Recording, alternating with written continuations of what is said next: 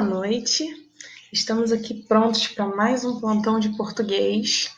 Lembrando que esse plantão é sempre gravado antes e nós temos o chat aqui do lado para vocês tirarem dúvidas.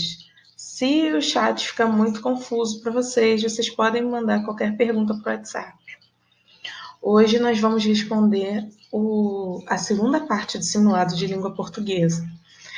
Eu fiz a primeira parte, a gente fez na semana passada, agora eu vou fazer a segunda parte, com algumas questões de análise morfológica e algumas questões de interpretação de texto. Mais para frente, quando a gente terminar esse assunto e terminar todas as classes de palavras, falta advérbio, falta verbo, falta pronome, falta algumas classes de palavras. Quando a gente terminar, eu vou fazer um simulado só sobre esse assunto. Porque tem bastante questões, mas tem muito mais questões das classes que vocês ainda não deram. Porque são classes de palavras mais complexas, com mais detalhes que vocês vão aprender ao longo das aulas. Então, não posso passar ainda questões dessas classes de palavras. Vamos começar. Algumas questões são da ETEC, outras são de outros vestibulares. Vamos lá. Questão 1. Leia o cartaz para responder a questão. 1 a cada 7 pessoas no mundo passa fome. Essa realidade pode mudar. Colabore. ONU. Lembrando que sempre tem um cartaz, um recurso visual, vocês têm que prestar atenção no visual também. Essa questão é mais literal, de classe de palavras, mas principalmente nas questões de interpretação de texto, eu trouxe tirinha, que a gente vai ver mais aqui embaixo, trouxe esses recursos visuais que eu não tinha trazido muito na outra prova, no outro simulado, né? Porque cai muito na ETEC. Quase toda prova tem pelo menos uma questão com uma figura para vocês responderem. Vamos lá. 1 a cada 7 pessoas no mundo passa fome. Essa realidade pode mudar. Colabore. As palavras 7, fome e colabore, em destaque no cartaz, podem ser classificadas correta e respectivamente nas classes gramaticais. A. Artigo, substantivo e adjetivo. B. Artigo, adjetivo e substantivo. C. Numeral, preposição e verbo. D. Numeral, advérbio e conjunção. E. Numeral, substantivo e verbo.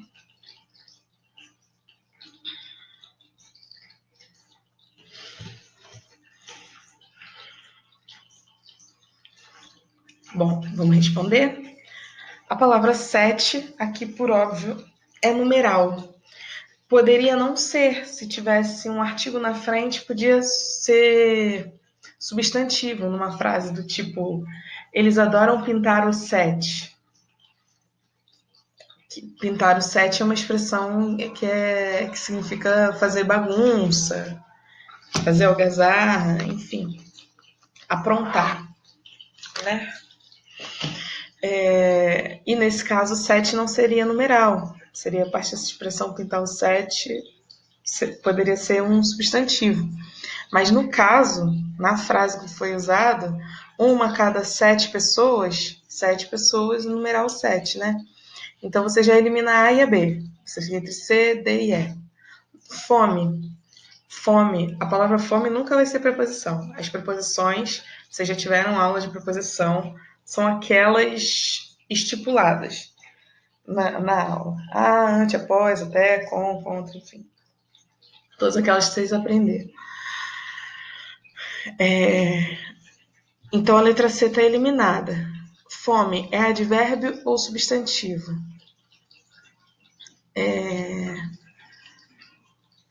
Aqui no caso, advérbio é um... Eu vou falar isso rapidamente. A Bárbara ou quem for dar aula no próximo sábado deve explicar melhor. Advérbio é uma palavra que complementa a ideia do verbo. Na verdade, passa fome não é advérbio, é substantivo. Fome é um substantivo. Não é uma característica do verbo. entende? Como o adjetivo é uma característica do substantivo, o advérbio dá uma modificação, dá uma circunstância para o verbo. Não foi exatamente o que a palavra fome fez aí. Fome é substantivo. E colabore é verbo colaborar. Essa realidade pode mudar, colabore.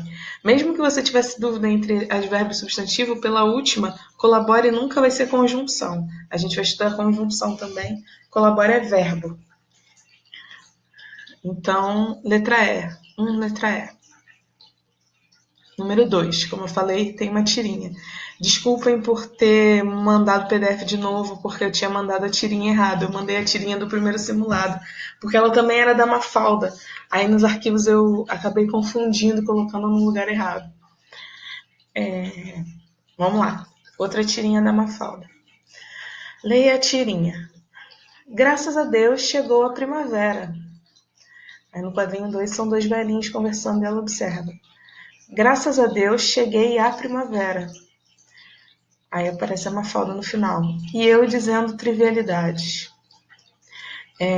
Importante, de novo, vou marcar isso, porque pode ser importante para alguma questão de interpretação de texto, não é o caso, mas esses balãozinhos do primeiro e do segundo quadrinho são balãozinhos de fala. Ela falou com a natureza, né? Não tinha um interlocutor, uma pessoa que ouvisse. Graças a Deus chegou a primavera, fez uma exclamação. No segundo, foi um velhinho falando com o outro. Graças a Deus cheguei à primavera. E no terceiro é ela pensando. O balão é diferente, veja que é mais arredondadozinho e tem umas bolinhas que levam para a cabeça dela. É bem diferente do primeiro e do segundo. Esse é um balão de pensamento ou de sonho, de alguma coisa que se passa na cabeça. Não sei se vocês têm costume de ler quadrinho. Era uma coisa que eu fazia bastante quando era mais nova. Vamos lá. A interpretação do humor da tirinha se dá, em parte, pelo entendimento do funcionamento da crase utilizada no segundo quadrinho. Assinale a alternativa em que há a explicação correta para esse caso específico do uso da crase. Letra A. O verbo chegar estabelece, no segundo quadrinho, regência com a preposição a qual se aglutina com o artigo que sucede o verbo. Letra B.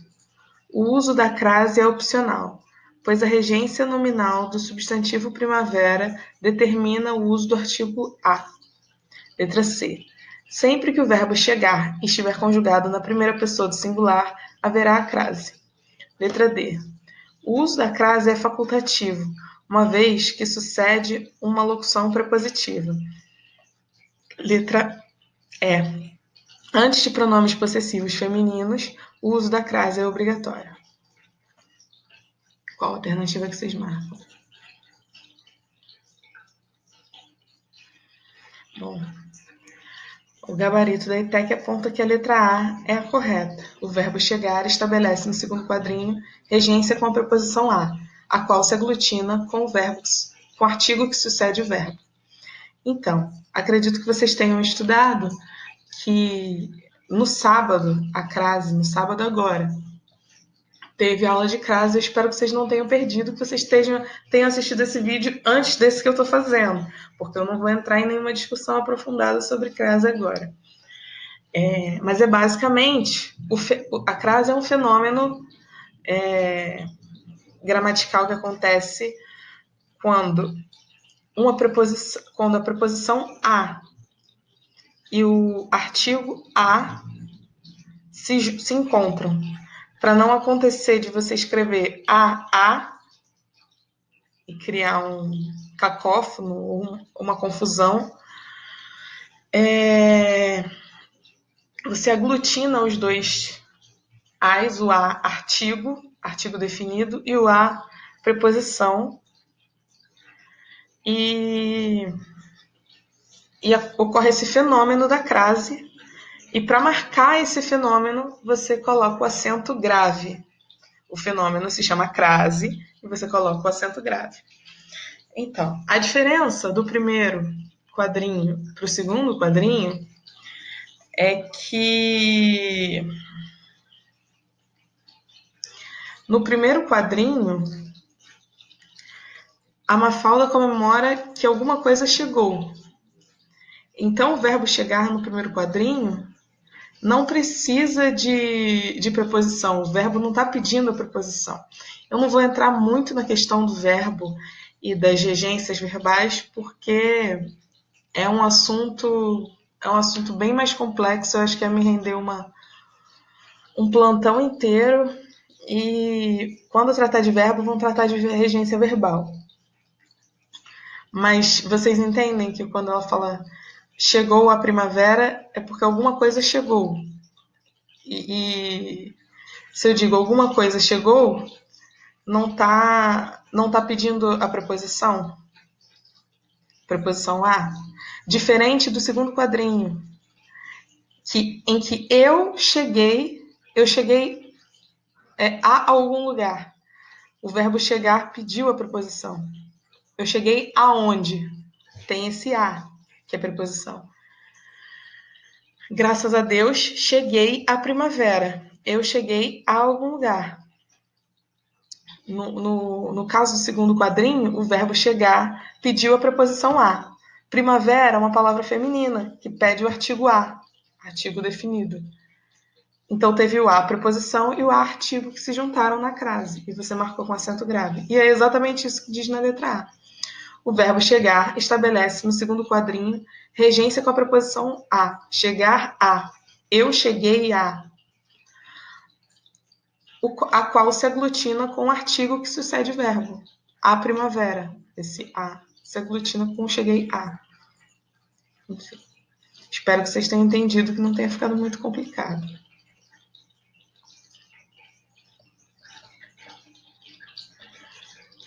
Questão 3.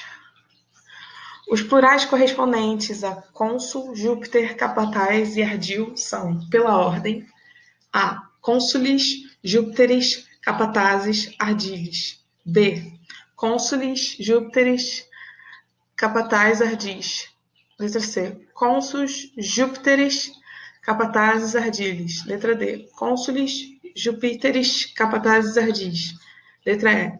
Cônsules, Júpiteres, capatazes, ardis.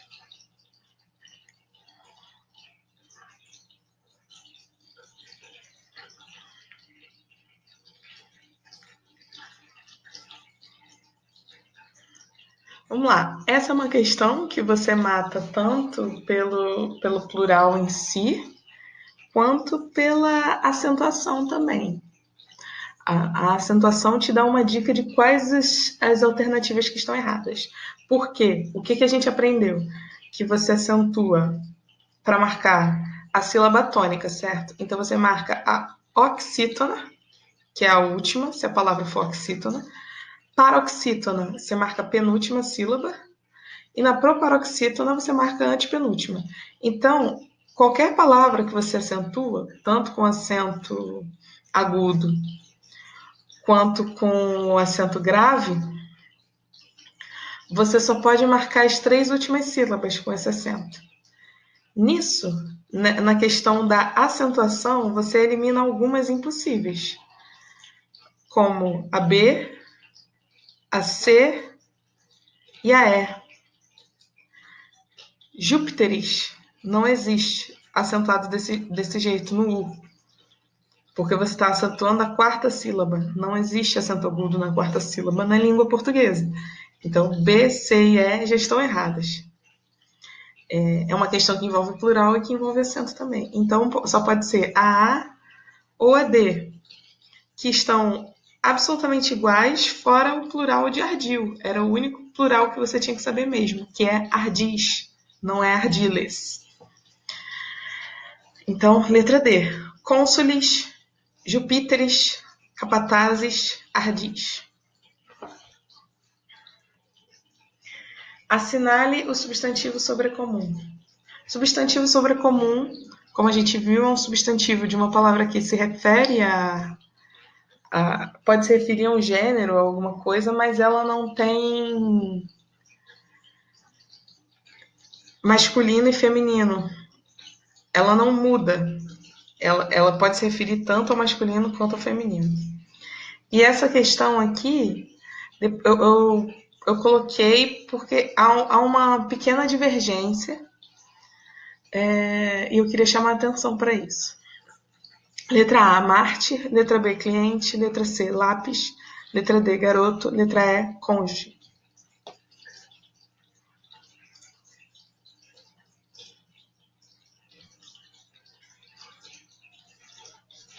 Vamos lá. O gabarito dessa questão é letra E, cônjuge. Porque em alguns dicionários só se usa o cônjuge. Tanto se você se referir para a esposa quanto para o marido. Cônjuge é o par, o casal, né? Uma das pessoas que compõem o casal é o cônjuge. São dois cônjuges. Mas alguns dicionários transformaram o cônjuge em comum de dois gêneros. Aceitam o cônjuge e a cônjuge. Que eu vejo assim, eu trabalho com direito e essa é uma palavra muito comum de ser usada no direito. Não se usa muito marido e mulher, se usa cônjuge. E na prática jurídica, por exemplo, eu vejo o cônjuge e a cônjuge. Bastante. Mas as outras, por exemplo, lápis não é sobrecomum porque é um substantivo masculino, se refere a uma coisa.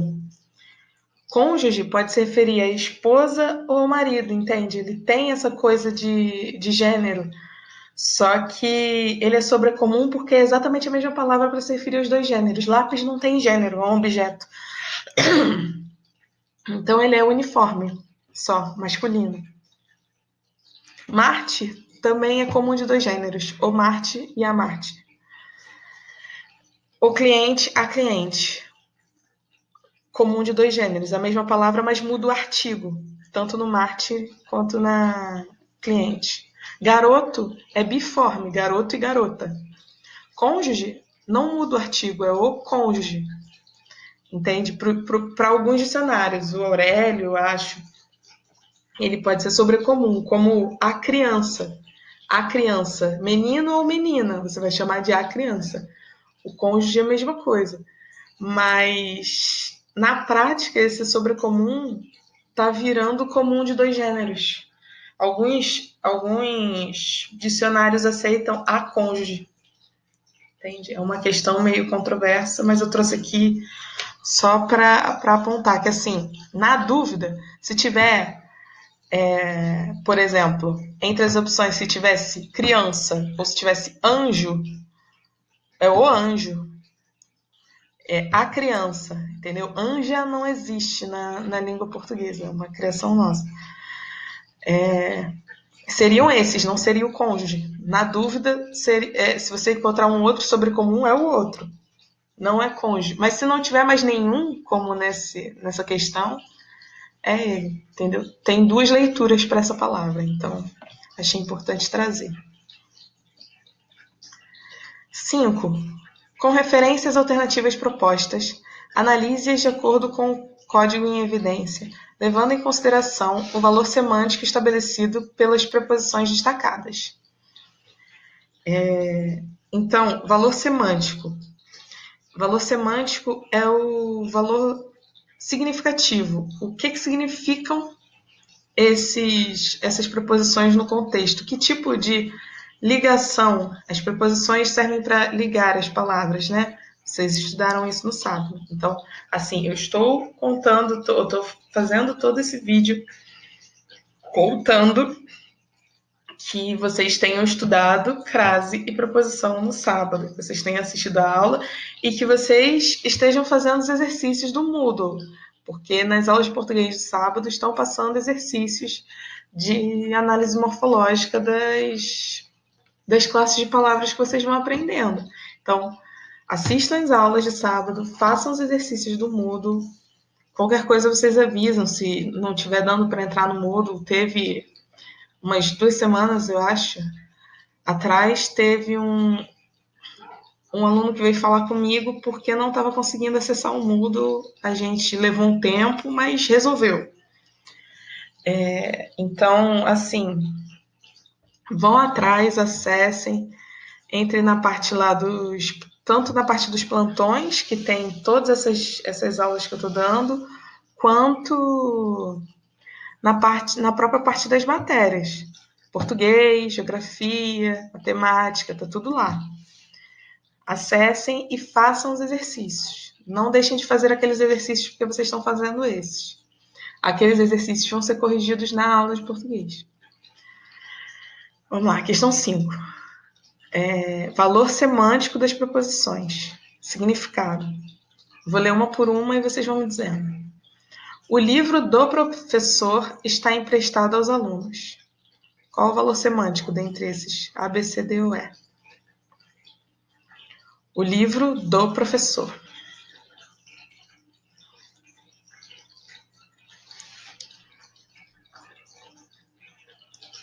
Posse do professor. O livro que está em posse do professor.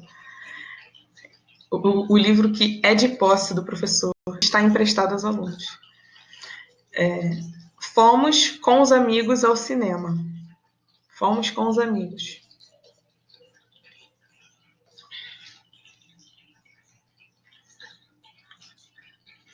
Companhia. Fomos com os amigos, em companhia dos amigos. O animal morreu de fome.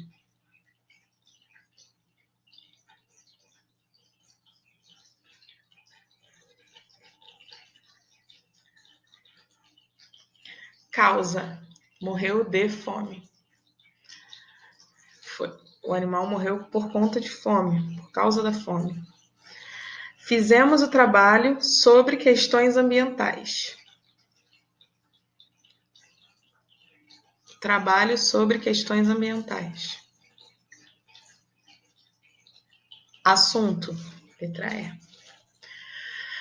O cenário encontra-se ornamentado para as festividades. Ornamentado para as festividades.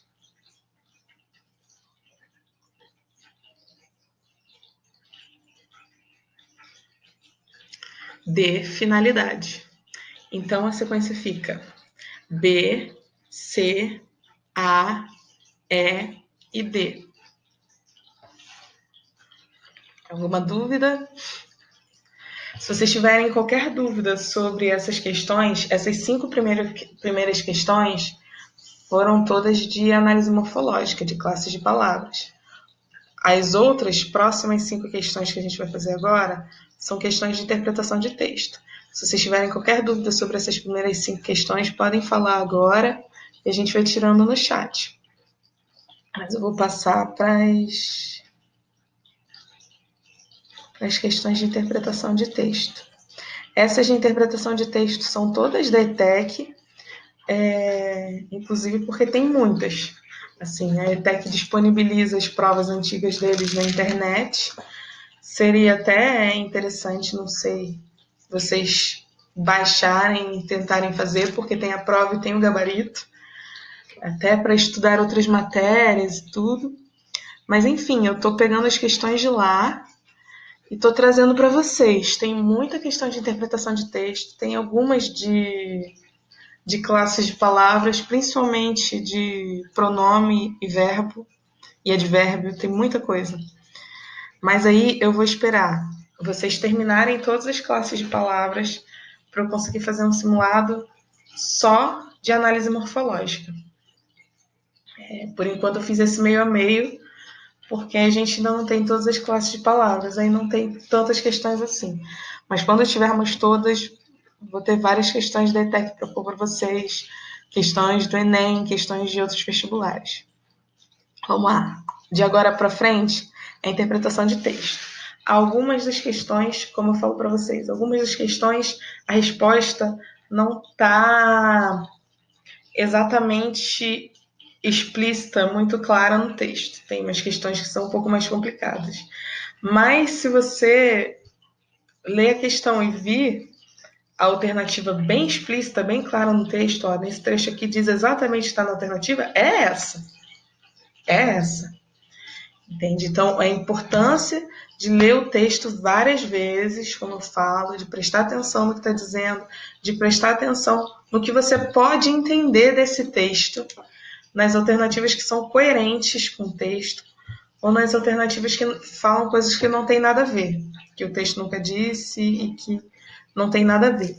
Aí vocês têm que ter um feeling também, um pouquinho de conhecimento de mundo, dependendo da questão.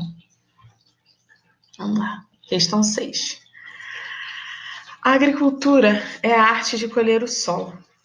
Essa frase, divulgada nos cursos de agronomia, expressa o quanto a agricultura depende de fenômenos e elementos naturais, mais do que qualquer outra atividade econômica conhecida. Isso ocorre porque a produção agropecuária depende de uma capacidade especial típica dos vegetais, sintetizar seu próprio alimento. Porém, assim como todos os demais seres vivos, as plantas também precisam de água e de nutrientes minerais que elas retiram do solo pelas raízes. Entretanto, as plantas podem fabricar as substâncias orgânicas de que necessitam para a sua nutrição, e fazem isso por meio de um processo bioquímico chamado fotossíntese, o qual depende da energia do sol para acontecer. A partir das informações do texto, assinale a alternativa correta. Letra A. O solo depende da energia do sol e das raízes das plantas para realizar o processo de fotossíntese. Letra B. A agricultura possui autonomia, pois independe de fenômenos naturais para sua existência. Letra C. As plantas não dependem de outros seres vivos para produzir o próprio alimento. Letra D. As sementes das plantas adubam organicamente o solo no processo de fotossíntese. Letra E. O solo produz os materiais orgânicos e a energia para nutrir as plantas e o processo agrícola.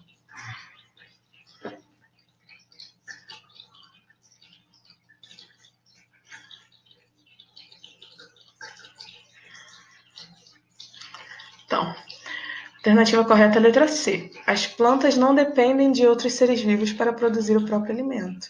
Aqui diz que elas dependem do sol e dos nutrientes do solo, né?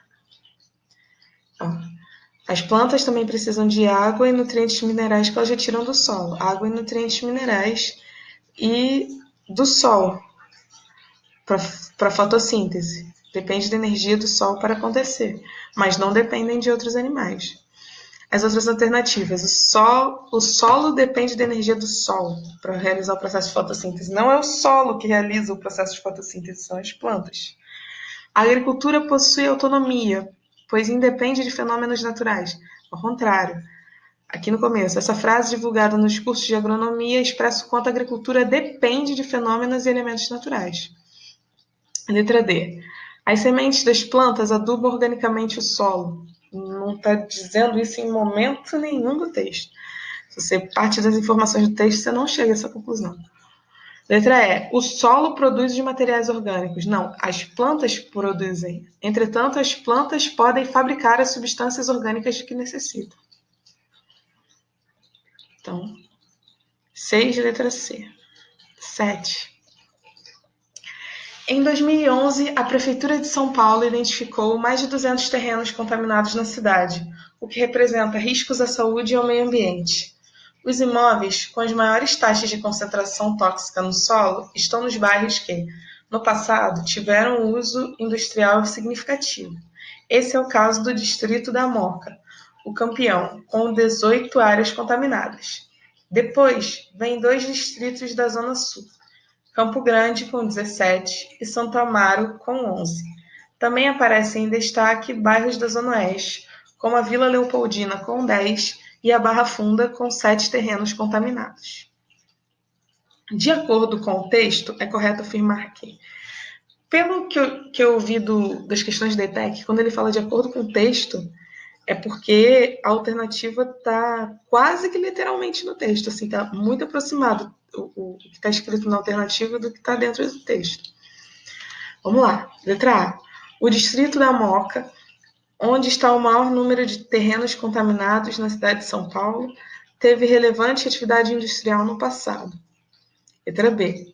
Os riscos à saúde e ao meio ambiente foram eliminados após o novo uso dado aos terrenos industriais, como a criação de parques e áreas de lazer. Letra C. A cidade de São Paulo, hoje com atividade industrial de pouca relevância, está procurando descontaminar os os solos para recuperar essa atividade. Letra D. Bairros de uso predominantemente industrial no passado não apresentam índices significativos de contaminação do solo no presente. Letra E.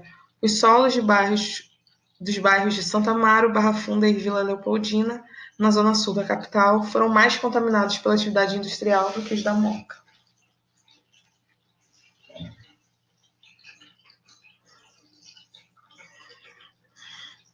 Vamos lá. Alternativa correta. Letra A. O distrito da Moca, onde está o maior número de terrenos contaminados na cidade de São Paulo, teve relevante atividade industrial no passado. Ele diz isso aqui. Os imóveis com as maiores taxas de concentração tóxica no solo estão nos bairros que, no passado, tiveram uso industrial significativo. Esse é o caso do distrito da Moca, o campeão. É exatamente o que ele diz, só que com outras palavras.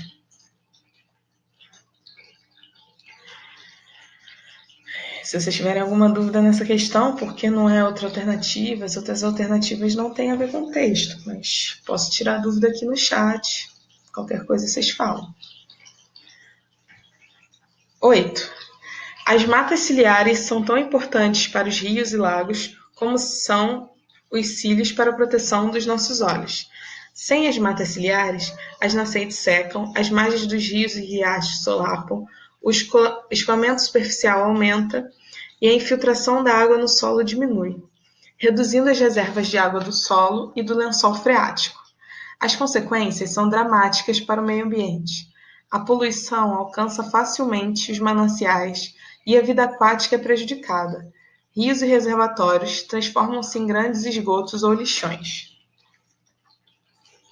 De acordo com o texto, podemos afirmar que A. Os lençóis freáticos são responsáveis pela seca das nascentes. B. O excesso de água nos rios e dos lagos prejudica o lençol freático, causando erosão. C. As margens de rios e lagos solapam por causa dos lixos orgânicos neles despejados. D. As reduções das infiltrações da água no solo evitam que a poluição alcance os mananciais. E. As matas ciliares atuam na preservação de nascentes das margens dos rios e de mananciais.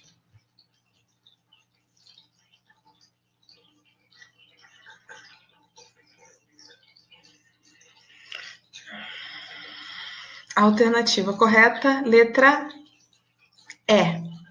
As matas ciliares atuam na preservação de nascentes das margens dos rios e de mananciais. Ele fala bem aqui no começo. Sem as matas ciliares, as nascentes secam, as margens dos rios e riachos solapam, o escoamento superficial aumenta e a infiltração da água no solo diminui, reduzindo as reservas de água no solo e no lençol freático. Aí fala as consequências. Poluição alcança facilmente os mananciais. As consequências de não ter matas ciliares. Enfim. As outras também são absurdas. Mas se vocês tiverem alguma dúvida, se vocês acharem que tem alguma das outras tem a ver com o texto, vocês me falam. Não tem nenhum problema, as questões de interpretação não são fáceis da ETEC. Vocês podem mandar. Vamos lá. Leia o texto para responder as questões 9 e 10. Isso é muito comum. A ETEC coloca um texto só e põe algumas questões depois. Geralmente, quando tem uma questão de português, a outra é de outro assunto. Geografia, história, química, física, matemática, qualquer outra coisa. Mas, nesse caso, as duas questões eram de interpretação. Então, eu coloquei. Sendo que a primeira é até mais simplesinha, a segunda é um pouquinho mais complicada. Você tem que ter uma leitura bem global do texto, entender o que ele quer dizer para responder a questão 10. Então, assim, é um texto grande. Se eu estivesse fazendo a prova no lugar de vocês, eu leria no mínimo 2 ou 3 vezes até. O conceito de segurança alimentar e nutricional, segundo a Organização Mundial da Saúde, implica em promover o direito de todos os cidadãos ao acesso regular e permanente a alimentos. Segundo a Organização das Nações Unidas, ONU, em 2015, Cerca de 800 milhões de pessoas no mundo sofriam de subnutrição. A Organização das Nações Unidas para a Alimentação e Agricultura estima que as perdas globais de alimentos e o desperdício cheguem a 1,3 bilhão de toneladas por ano, cerca de um terço da produção mundial de alimentos. Por isso, a redução das perdas e do desperdício deve ser uma prioridade global. Alguns fatores contribuem para o agravamento dos casos de subnutrição, tais como a má distribuição de renda, os sistemas precários de distribuição de água e alimentos, os desastres naturais e a baixa escolaridade. Outro fator é a pouca ou nenhuma ingestão de alimentos, impossibilitando que, por exemplo, uma criança cresça e desenvolva o corpo e o cérebro, causando danos irreversíveis. Os primeiros sinais da subnutrição são o emagrecimento excessivo, a incapacidade de crescer e de se desenvolver de acordo com a taxa esperada, mudanças de comportamento, alterações no cabelo e na cor da pele, entre outros. A subnutrição também causa apatia, prostração e desmaios, já que o cérebro utiliza a glicose como fonte de energia, e esse é o primeiro nutriente a faltar em uma dieta reduzida.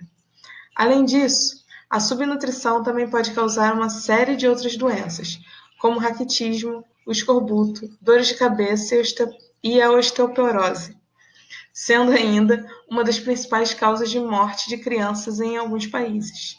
É preciso unir esforços para promover estilos de vida saudáveis, com respeito inclusive às dimensões culturais e regionais. Campanhas de educação alimentar são uma responsabilidade social, e sua ação se insere no contexto do desenvolvimento sustentável. Questão 9. De acordo com o texto, é correto afirmar que as principais causas da subnutrição são a falta de água, de luz e de terra agricultável para a produção de vegetais geneticamente modificados necessários para toda a população mundial. Letra B. Os problemas causados pela subnutrição infantil não se estendem até a idade adulta e ocorrem quando a alimentação apresenta excessiva ingestão de gorduras. Letra C. A subnutrição ocorre quando a alimentação fornece a glicose necessária para o bom funcionamento do cérebro, evitando a apatia, prostração e desmaios. Letra D. A produção total mundial de alimentos é de cerca de 1,3 bilhão de toneladas por ano e não é suficiente para eliminar a subnutrição no mundo. Letra E. A carência de nutrientes no organismo limita o funcionamento regular do sistema nervoso, causando doenças e até mesmo a morte.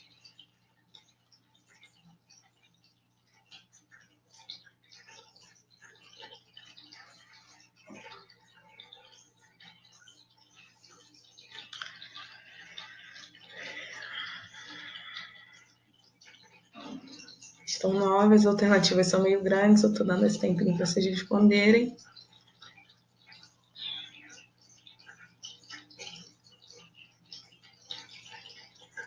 Vamos lá, alternativa por alternativa. As principais causas da subnutrição são a falta de água, de luz e de terra agricultável para a produção de vegetais? Na verdade, não. O texto ainda diz que é um excesso de produção.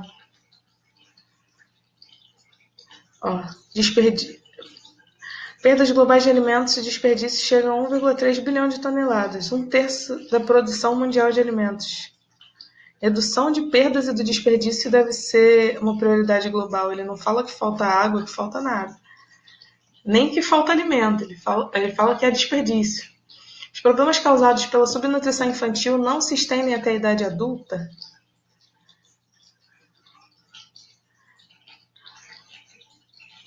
Também não diz isso.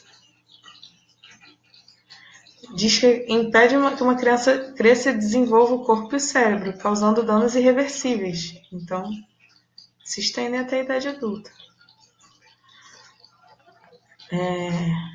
Subnutrição ocorre quando a alimentação fornece a glicose necessária, justamente o contrário, que fala. Subnutrição também causa apatia, prostração e desmaio, já que o cérebro utiliza a glicose como fonte de energia, e esse é o primeiro nutriente a faltar em uma dieta reduzida. Produção total mundial de alimentos é de cerca de 1,3 bilhão? Não, ele diz que isso é um terço da produção. Então, a letra E. A carência de nutrientes no organismo Limita o funcionamento regular do sistema nervoso, causando doenças e até a morte. É o que ele fala sobre a glicose.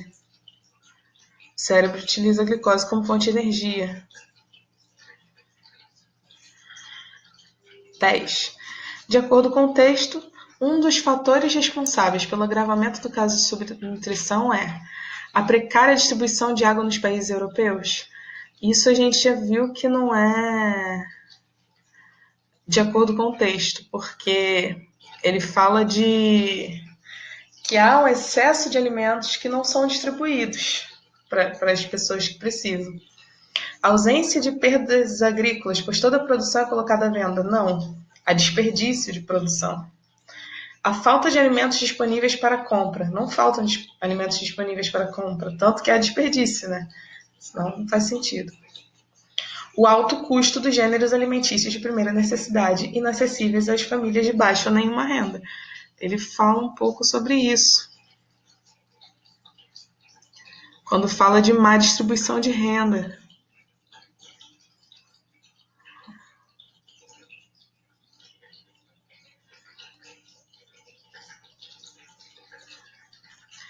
Sistemas precários de distribuição de água e alimentos. Ele não fala que não tem água, ele fala que a distribuição é ruim. E não fala nada de países europeus. Entende? Na letra A, por isso que ela está errada. O alto custo dos gêneros alimentícios é por conta da má distribuição de renda, inacessíveis a famílias de baixa renda.